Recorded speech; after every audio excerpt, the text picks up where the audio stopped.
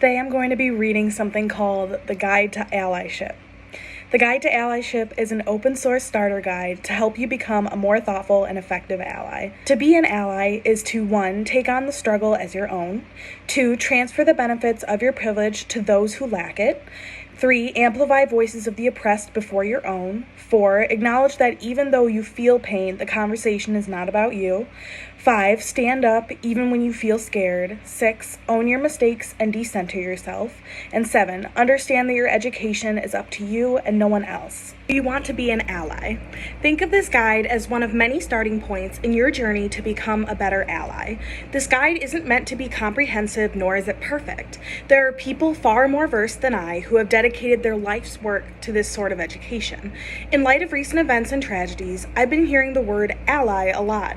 Many people want to be an ally, and even more people are unable to fulfill the duties allyship requires. I use the word ally loosely because I find it overused and often abused by those who label themselves allies. Despite its current misuse, using a different word would only cause confusion. As you read through this guide, be aware that your definition of ally may not be the same as the definition I'll introduce to you. What's so special about this guide?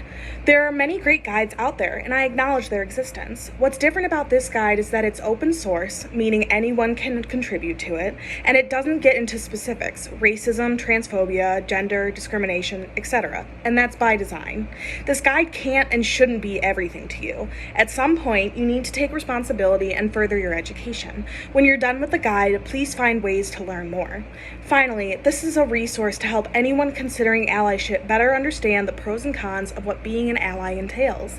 Allies understand their role in collaboration with people whose lives are affected daily by systemic oppression. Don't take the responsibility of being an ally lightly. This guide covers the following: how the guide came to be, what is an ally, why allies are necessary, the work of allyship, do's and don'ts, how to handle mistakes, how to apologize, contribute to this guide, support and share this guide. How the guide came to be. In the summer of 2016, someone I considered an ally stood by and watched as I, a black person, was berated by a racist. To make matters worse, I had a conversation with this person earlier in the day about the power allies can wield in situations of discrimination. But when the time came for them to take action, they were more interested in protecting their comfort. Upset, I couldn't understand what happened. Did the conversation we had not get through? Why didn't they step up? Then it dawned on me. Saying you're an ally is much easier than actually being an ally. Saying you're an ally looks good on paper, especially if you're never questioned about your inaction. Many self-defined allies wear the phrase an ideology like an article of clothing, easily discarded when it's no longer fashionable to wear. If only those from marginalized and underinvested communities could cast away the identities marking them as targets with such ease. So what is an ally? I noted before that I use the word ally loosely. In fact, I personally no longer use the word. However, I do think it's a good starting place for those learning to be better allies. I also believe there's an opportunity to explore a better definition of the word. The best definition of ally that I found comes from author Roxane Gay in her article for Marie Claire on Making Black Lives Matter. In it, she notes, "Black people do not need allies. We need people to stand up and take on the problems born of oppression as their own, without remove or distance. We need people to do this even if they cannot fully understand what it's like to be oppressed for their race or ethnicity, gender, sexuality, ability, class, religion, or other marker of identity. We need people to use common sense to figure out how to participate in social justice." To recap, being an ally doesn't necessarily mean you fully understand what it feels like to be oppressed. It means you're taking on the struggle as your own. An individual from an underinvested community cannot easily cast away the weight of their identity or identities shaped through oppression on a whim. They carry that weight every single day, for better or for worse. An ally understands that this is a weight that they too must be willing to carry and never put down. Why allies are necessary. Anyone has the potential to be an ally. Allies recognize that though they're not a member of the underinvested and oppressed communities they support, they make a concerted effort to better understand the struggle every single day. Because an ally might have more privilege and recognizes said privilege, they are powerful voices alongside oppressed ones. The work of allyship. Being an ally is hard work. Many would-be allies fear making mistakes that could have them labeled as ist or ick, racist, sexist, transphobic, homophobic, etc. But as an ally, you're also affected by a system of oppression. This means that as an ally, there is much to unlearn and learn. Mistakes are expected. You need to own this as fact and should be willing to embrace the daily work of doing better. As an ally, you need to own your mistakes and be proactive in your education every day. If you refuse to acknowledge that your words and actions are inherently shaped and influenced by systemic oppression, you're setting yourself up to fail. Lack of awareness is not a trait of an ally. You'll be complicit in the oppression of those you intend to help. If you choose not to understand this, but label yourself as an ally, you're essentially a wolf in sheep's clothing. You'll find ways to infiltrate vulnerable communities and wield far more power than someone who is outwardly ist or ick because you're trusted. Just as society will not change overnight, neither will you. Here are some important do's and don'ts to consider as you learn, grow, and step into the role of an ally. The do's.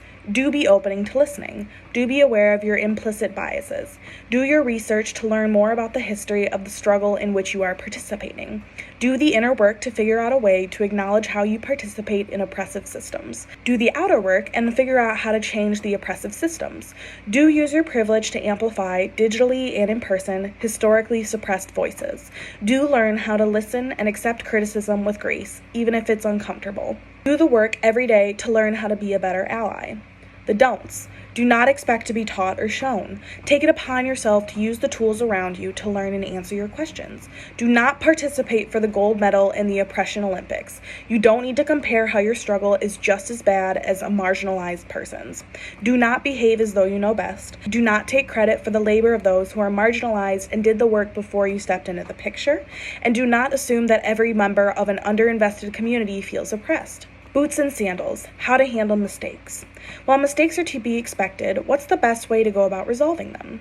Note, parts of this section were originally based on Kayla Reed's @IKaylaReed tweet sharing her definition of what it means to be an ally. It's another great definition that'll help you follow along with this section. Imagine your privilege is a heavy boot that keeps you from feeling when you're stepping on someone's foot or they're stepping on yours, while oppressed people have only sandals. If someone says, "Ouch, you're stepping on my toes," how do you react? Because we can think more clearly about stepping on someone's literal toes than we usually do when it comes to oppression, the problems with many common responses are obvious. Centering yourself. I can't believe you think I'm a toe stepper. I'm a good person. Denial that others' experiences are different from their own. I don't mind when people step on my toes. Derailing. Some people don't even have toes. Why aren't we talking about them instead? Refusal to center the impacted. All toes matter. Tone policing. I'd move my foot if you'd ask me more nicely. Denial that the problem is fixable. Toes getting stepped on is a fact of life. You'll be better off when you accept that. Victim blaming. You shouldn't have been walking around people with boots. Withdrawing. I thought you wanted my help, but I guess not. I'll just go home. In reality, most of us naturally know the right way to react when we step on someone's toes, and we can use that to help us learn how to react when we commit microaggressions. Center the impacted. Are you okay? Listen to their response and learn. Apologize for the impact even though you didn't intend it. I'm sorry. Stop the instance. Move your foot. Stop the pattern. Be careful where you step in the future. When it comes to oppression, we want to actually change the footwear to get rid of privilege and oppression. Sneakers for all, but metaphors can only stretch so far. Reacting in a fair and equitable way isn't about learning arbitrary rules or being a doormat. Rather, it's about restoring and maintaining dignity and respect for everyone involved, both the person who is hurt and you. Still, it's hard to remember in the moment because these issues are so charged in our society. As such, it may be helpful to reframe the situation so that you don't feel defensive. You may have noticed it's easier to handle being corrected about something you didn't know if you're grateful for and even open to the opportunity to learn rather than embarrassed to have been wrong. Being able to let go of your ego is an incredibly important skill to develop. Try starting with, "Thanks for letting me know," to put yourself in a better frame of mind. If after you say that, you need to take some time to think about the situation, that's fine too. Just remember that this isn't about changing the other person's frame of mind. They're allowed to be upset about being oppressed. How to apologize. You've made a mistake and you want to apologize. Where do you begin? What is an apology? Before you can apologize, you need to know what an apology is. Apologies are social contracts that hold you accountable. They tell others that you are taking responsibility, are open to the consequences of your actions, and plan to do better in the future. Bad apologies are performances meant to protect pride and ego. They exist to make the apologizer feel and look good while defending their intent. Good apologies are heartfelt acts that let go of pride and ego. They center the pain of the impacted regardless of the apologizer's intent. Think of pain as a gradient. It doesn't have to be extreme to have a significant impact. Accidentally misgendering someone can cause them pain. Stepping on someone's toes can cause them pain. Attributes of a good apology. Apologies aren't a magic fix and won't solve mistakes of the past, but there are a few attributes that make for a good apology.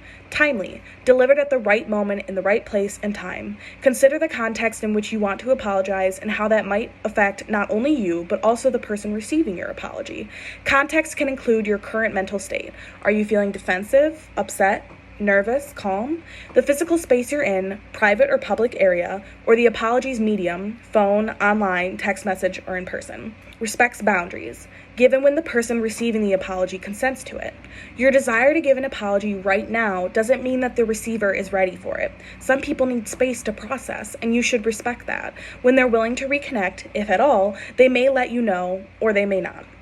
Self-aware. Know that the act of apology may not lead to the closure you expect. The apology receiver may choose to never interact with you again, either after you give an apology or before you give it. You have to find a way to make peace with that. Do not pressure or shame someone into accepting your apology. One of the greatest gifts we can give ourselves is learning how to create closure within, rather than expecting other people to give it to us. Reflective. Signals that the apologizer is taking full responsibility for their actions. Apologizing means letting go of your ego to show that you care about someone and want to make things right. Good apologies center the person being apologized to. They also take direct ownership of the actions that caused pain by naming them clearly.